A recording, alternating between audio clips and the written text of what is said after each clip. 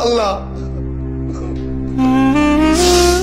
আমার কাছে সবাই প্রশ্ন করে আপনি মৌলানার বাপ, অথচ আপনার ছেলে টিকটক করতেছে। আমি আমার মরণ ছাড়া আল্লাহ আমি কি করব? আমি এখন গলায় রশি দিব না বিষ খাবো?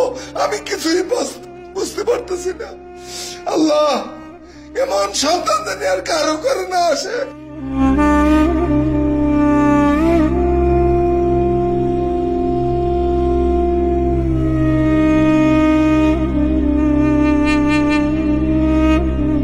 একমাত্র আদরের ছেলে মাওলানা থেকে টিকটকার, কেমন অনুভূতি হচ্ছে তার বাবার। বলছিলাম মাওলানা থেকে টিকটকার বনে যাওয়া সেই ওমর ফারুক আল আজমির কথা।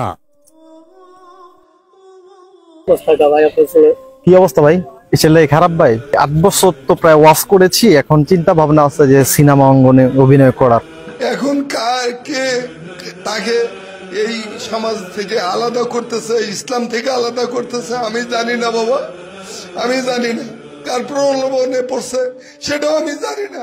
কিন্তু এখন মানুষ আমাকে সবসময় প্রশ্ন করে যে আপনার ছেলে এই দিকে যাচ্ছে কেন? আমি আল্লাহর কাছে কোনো জবাব দিতে পারতেছি না, কোনো জবাব দিতে পারতেছি না।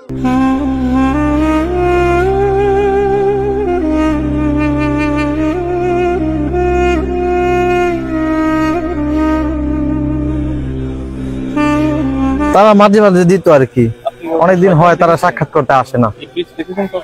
ইবলিস দেখি নাই, বাট ইবলিস আসলে ছুটি নেই, আমেরিকা গেছে। স্বপ্ন ছিল ছেলে বড় হয়ে বড় মানের আলেম হবে, মানুষ তার পিছনে নামাজ পড়বে। স্বপ্ন পূরণ হলো, ছেলে আলেম হলো, ইমামতিও করেছে বেশ কিছুদিন। আল্লাযীনা হুম ফি সালাতিহিম খাশিউন।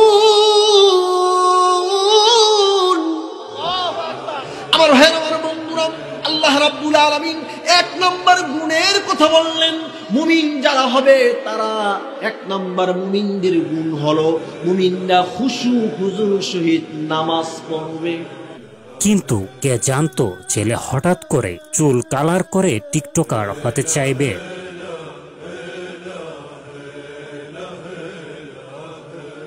হ্যাঁ, অনেকেই বলতেছে ঘর থেকে আমি বাইরে হতে পারতেছি না, যে দেখে খালি কথা হুজুর আপনার ছেলে টিকটক আজকে থেকে আসলাম, আপনার ছেলেকে মাথায় কালার করা চুল থেকে আসলাম।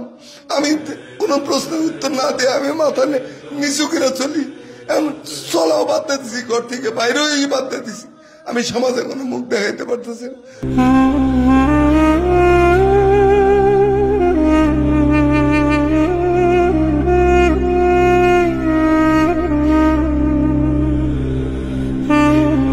হেদায়েতের মালিক তো আসলে আল্লাহ পাক, এটা তো দুনিয়ার কোনো মানুষ না, এটা আসলে তার ব্যাপার, আল্লাহর ব্যাপার। ইন্নাকা লা তাহদি মান আহবাবতা ওয়ালাকিন্নাল্লাহু ইয়াহদি মান ইয়াশা। আল্লাহ, আমি তো আসলে এমন না যে আমি আল্লাহকে ভুলে গিয়েছি বা আমি এখন আল্লাহকে মানতেছি না বা নাস্তিক হয়ে গেছি, ইসলামকে আমি মানতেছি না। এখন কোথায় আছে? আমার সাথে কোনো যোগাযোগ নাই।